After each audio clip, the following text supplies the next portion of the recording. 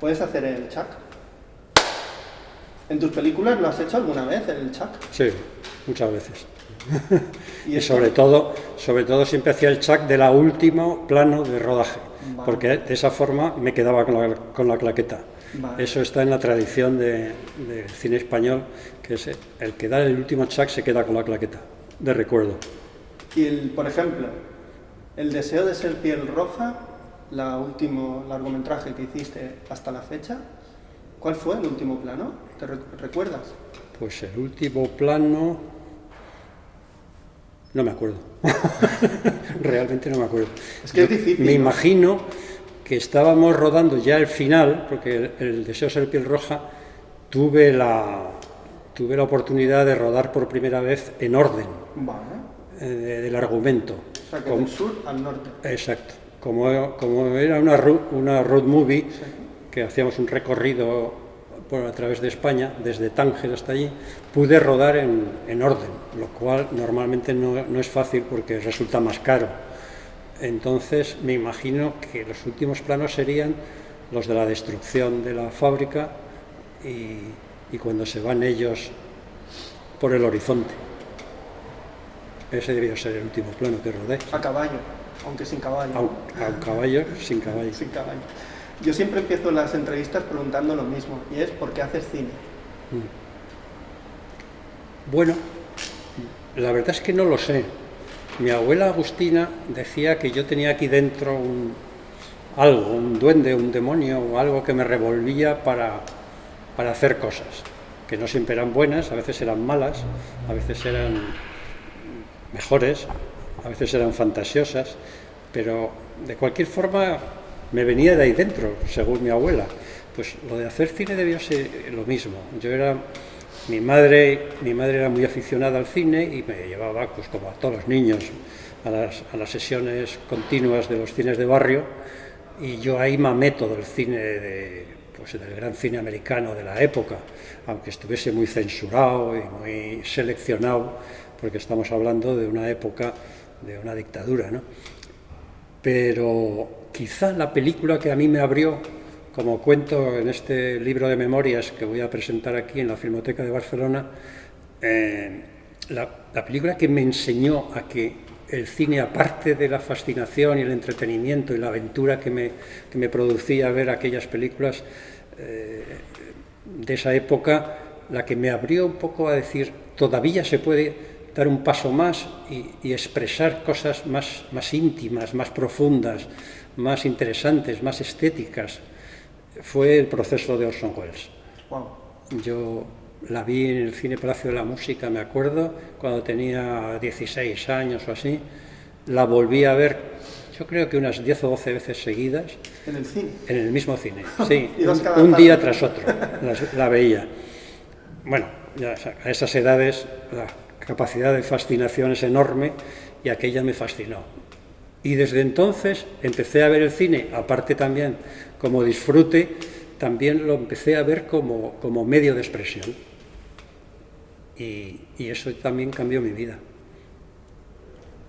Porque tú no fuiste a la Escuela Oficial de Cine, como hemos comentado antes, empiezas económicas, lo dejas, empiezas a hacer teatro en la universidad, luego estuviste en el nodo, haciendo nodos, pero te echan. Sí. ¿Qué harías, señor Umbría, en el nodo, Sí. con lo buena gente que había allí en el nodo? O los que dirigían el nodo. Entonces, ¿cómo entras a decir, yo voy a hacer cine también? Sí. Bueno, yo empecé a hacer cosas amateur, podríamos decir, con un grupo de amigos de cinéfilos. Ese grupo de amigos éramos Jaime Chávarri, Emilio Martínez de Lázaro, Augusto Martínez Torres, Ricardo Franco y yo. Entonces íbamos siempre a un cineclub, discutíamos hasta las tantas de la madrugada de cine y hablando eso, y decidimos hacer unos cortometrajes en colectivo, ¿no?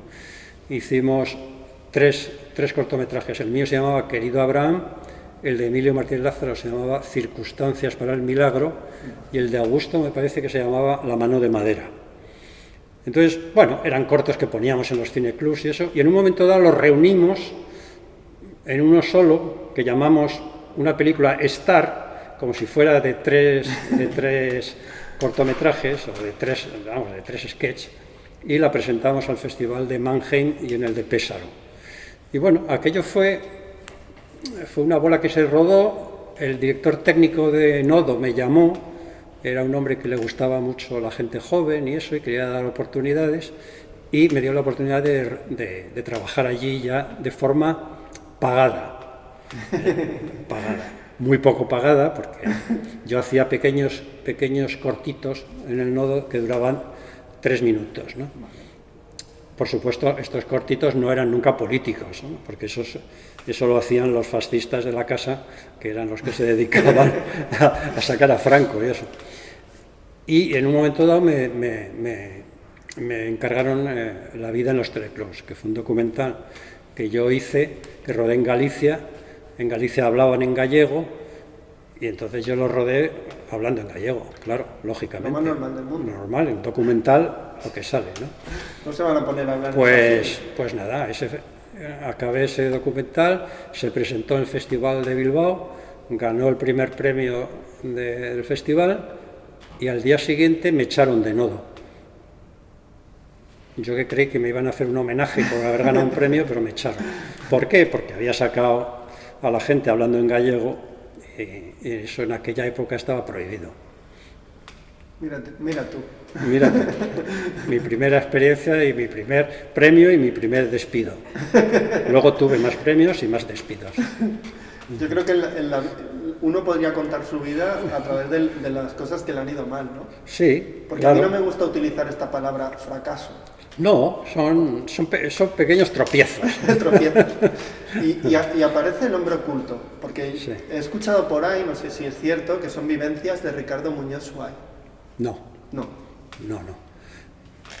A mí, yo conocí a Mamerto López Tapia, vale. Que era un productor de cine que había porque hecho... Tú eras muy joven cuando hiciste El hombre oculto, ¿eh? Yo tenía 23 años. Hostia, qué joven, ¿eh? Era un niño, sí. Es una edad muy temprana para casi hacer no sabía ni lo que hacía. y me propuso, dice, yo le dije que si quería producirme una película. Vale. Y él me dijo, dice, es que no tengo dinero casi. Dice, yo solamente tengo 1 millón de pesetas. Digo, bueno, pues lo hacemos con 1 millón de pesetas. Claro.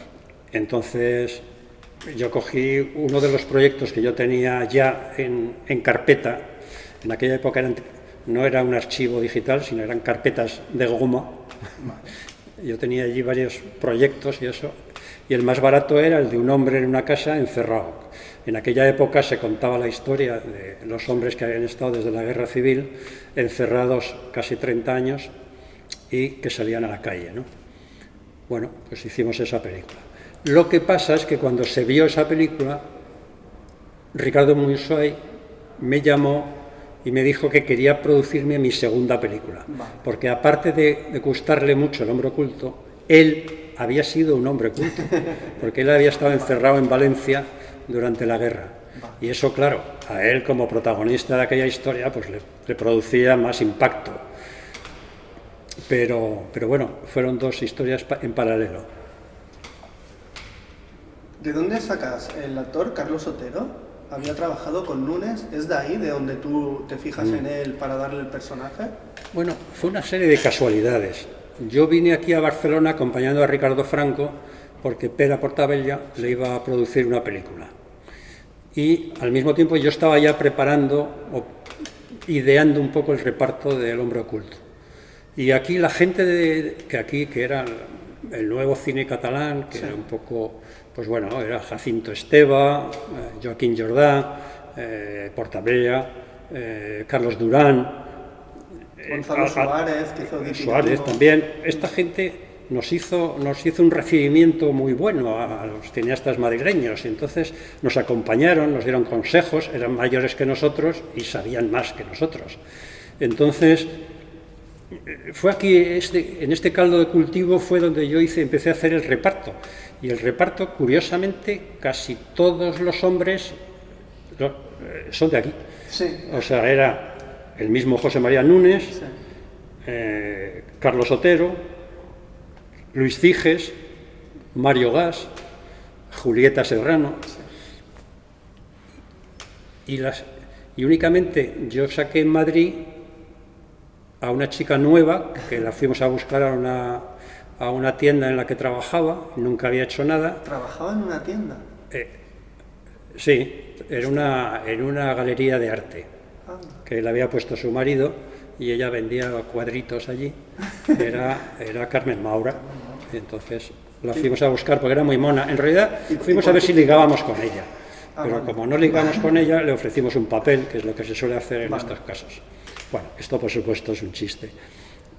Pero qué buen ojo, ¿no? Pero que tuvimos... En la Carmen sí, jovencísima. Sí, era muy joven y sobre todo que no había hecho nunca nada. Esto a lo mejor ella no lo dice porque ella prefiere que la haya descubierto Almodóvar. No. Pero... No. Antes de Almodóvar trabajó contigo, con Colomo... Sí, pero no lo dice siempre Almodóvar. Sí. Es curioso, a lo mejor es que no lo recuerda. Pero en Tigres de papel ya estaba. Una Sí. peli muy mítica incluso para el propio Almodóvar. Sí, sí. Bueno, y también la chica que lo tengo por aquí apuntado, a ver, sí, aquí lo tengo, sí, es Yelemina... Yelena Samarina. Yelena Santamaría. Yelena Samarina. Yelena Samarina, vale. Esta es una actriz rusa que estaba exilada aquí en España y que me la presentó Julieta Serrano. Vale. Y vimos alguna cosa suya, era muy guapa, tenía una cara muy expresiva, era como Carlos Otero. Para mí, la cara de Carlos Otero y de Yelena Samarina tenían rasgos tan fuertes y expresaban tan bien todas sus vivencias que casi sin abrir la boca ya estaban dentro de su personaje. Caras importantes. ¿Tú en aquel momento qué referencias tenías? Porque yo viendo El hombre oculto me acuerdo de, por ejemplo, Godard, Una mujer casada. No sé si la habías visto en el entonces, pero la forma de la película, los planos, la fragmentación que tiene la película, por ejemplo, la obsesión que hay con encender las luces. O todos los primeros 8 minutos que es todo silencio, todos son movimientos casi mecánicos. O sea, para ser de alguien con 23 años, tenía muy claro que la forma iba a ser muy definida, muy trabajada. Sí, para mí Godard fue una influencia clarísima. Otra influencia también fue Bresson. O sea, que decir, Un condenado a muerte se ha escapado. Tenía esa precisión en los planos, en la interioridad, no solo de los escenarios, sino cuando se unía la interioridad del personaje con la cerrazón, la estrechez de los decorados y del sitio en que vivían los personajes, ¿no? Y eso también, yo la vi muchas veces, Condenado a muerte se ha escapado. Y Abu de Surf también. Sí. ¿Es una película típica en el cine español del 70-71, la tuya? Es una película atípica por completo. Atípica hasta ahora y todo, ¿eh? Yo la veo ahora y me parece hasta sorprendente que exista incluso una película lo diría que hasta ahora. A mí me sorprendió porque yo no soy de revisionar mis películas. Vale. Entonces, cuando se ha digitalizado esa película, El hombre oculto, que ha sido hace 3 o 4 años solo, y hemos conseguido recuperar un plano que quitó la censura y que era fundamental para entender bien la película, que es un cartel que hay al principio que dice lo que pasa en la historia. Vamos, que quedaban liberados de los crímenes, entre comillas, Sí. crímenes de guerra, gente que había estado encerrada en sus casas durante tantos años, ¿no? A mí me hizo otra vez recuperar la ilusión y recuperar un poco el pensamiento de que realmente, a pesar de lo difícil que es la película y que tiene ciertas dificultades, porque yo lo había hecho en contra de la censura. A mí no me daba igual la anécdota dramática de un hombre encerrado y tal y eso. Que a mí lo que me interesaba era que esa sensación de opresión, de miedo, del no decir las cosas, porque te podían denunciar en cualquier momento. O sea, esa situación de opresión vital, que es la que se vivía, no era solo del personaje encerrado, sino que era de toda la sociedad española. Y entonces yo quería ejemplificar en el personaje como una vida cotidiana, normal, llena de silencios, de sospechas, de insinuaciones, pero que no se dicen. O sea, todo lo que se podía vivir en una familia normal, hacerlo en la situación de un tipo que se había emprisionado él solo, por su cuenta. Además, todas las interpretaciones de la película, parece que no estén interpretando, no sé cómo explicarlo. O sea, porque tú te basas mucho en el rostro y en el gesto mecánico. No quieres que haya una empatía, sino que haya como un rechazo a todo lo que estás viendo. Y además, a veces hay situaciones muy extrañas, no sabes realmente qué relaciones tienen entre ellos y qué está ocurriendo ahí. Por eso yo creo que la extrañeza o los comportamientos que uno no sabe por qué hace ciertas cosas, eso es lo que no ha pasado de moda. Y yo creo que por eso la película sigue teniendo mucha fuerza. Tú le quitas el letrero del principio y a veces parece una película de terror, parece una película de alguien que ha perdido la cabeza. Juegas mucho a lo onírico, a lo que es real y lo que no es real. En eso que comentabas, que el Kafka hay una influencia muy grande en la película. Sí. Porque no sabes ubicar, estás muy desubicado viendo la película. O sea, es como incluso hay un texto de Kafka como un diálogo de la película. Sí. Hay un cuento que Luis Ciges cuenta en la película, que es un cuento de Kafka. Que lo repite varias veces el cuento. Sí. En realidad, claro, con esa edad y como éramos el grupo queríamos ser contestatarios, no solamente políticamente, sino estéticamente, ¿no? Sobre todo estéticamente, ¿no? Y entonces, claro, estábamos aburridos, y yo estaba el primer aburrido del sentimentalismo de las películas españolas, del que todo fuera desgarro, emoción, lágrimas y risas, un poco viniesen a cuento o no. Entonces, claro, yo estaba más influenciado por un tipo de interpretación y un tipo de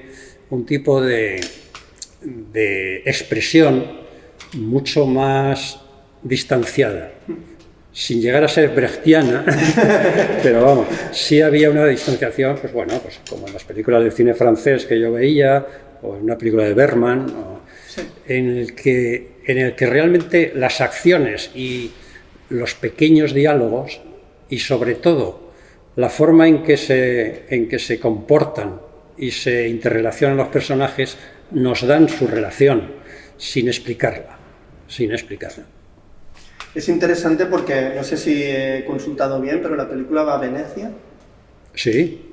¿Y qué tal en Venecia? Porque pues en Venecia fue fantástico. Un español en Venecia debe ser fue asombroso, porque en realidad, si no hubiera ido a Venecia, quizá esa película ni se hubiera estrenado. Ya.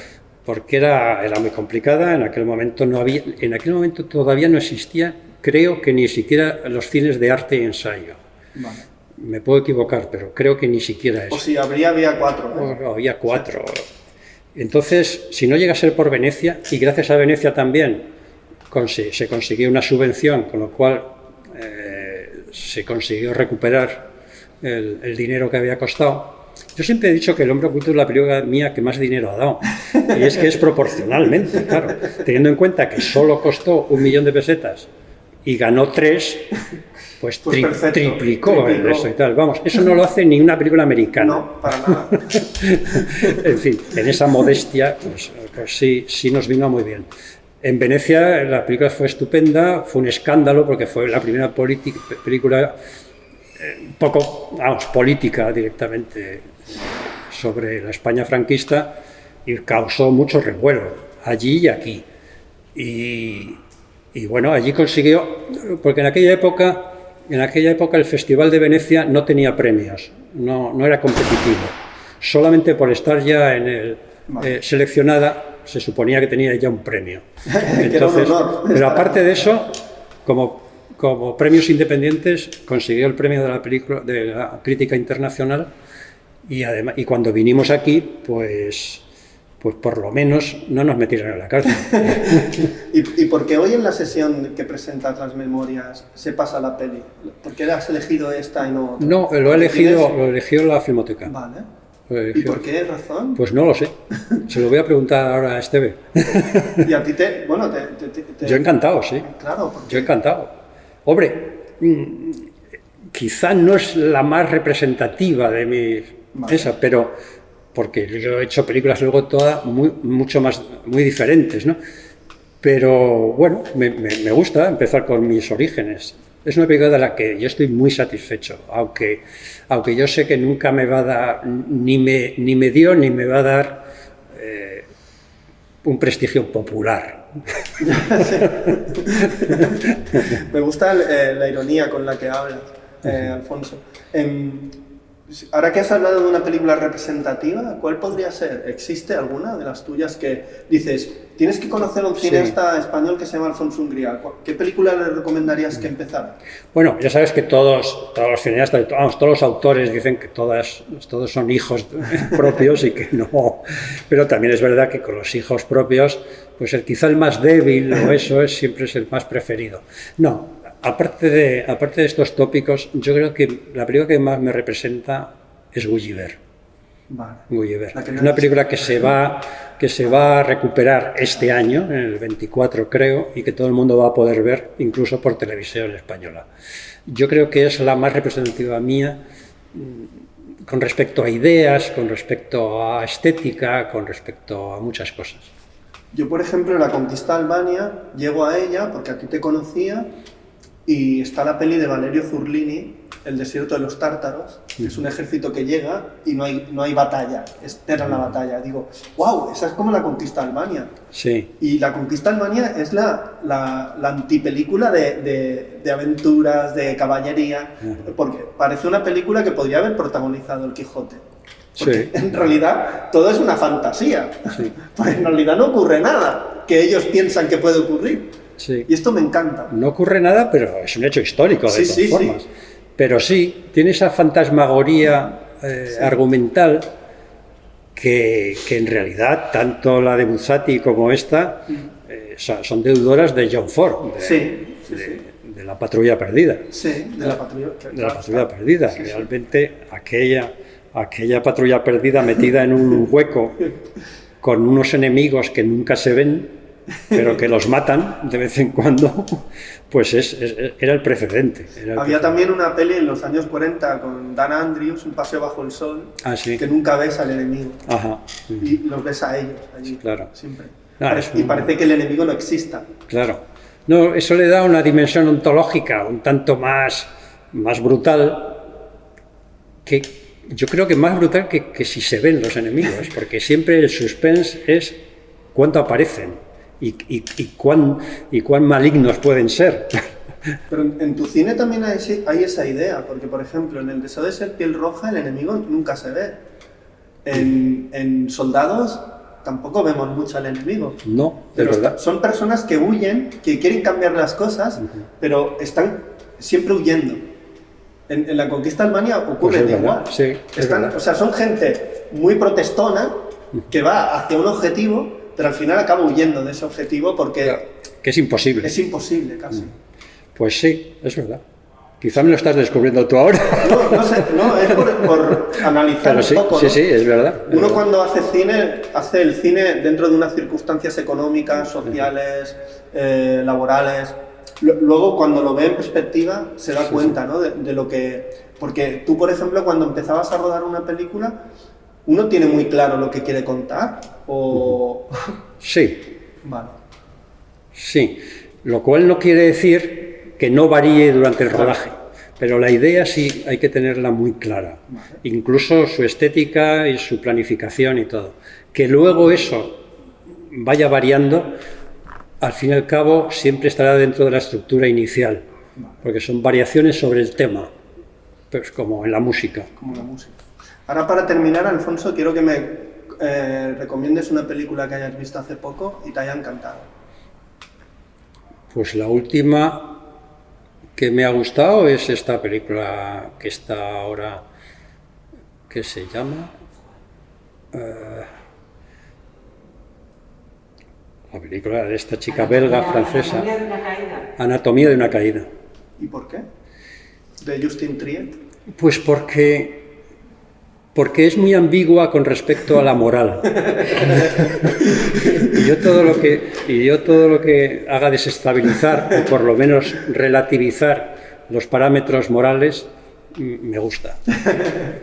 Pues Alfonso, un placer hablar contigo, muchas gracias. Pues contigo también. Y yo siempre digo hasta la próxima película, hasta el próximo libro. Hasta la próxima vez que quieras. O hasta el próximo vino en Madrid. Porque lo paso muy bien contigo. Gracias.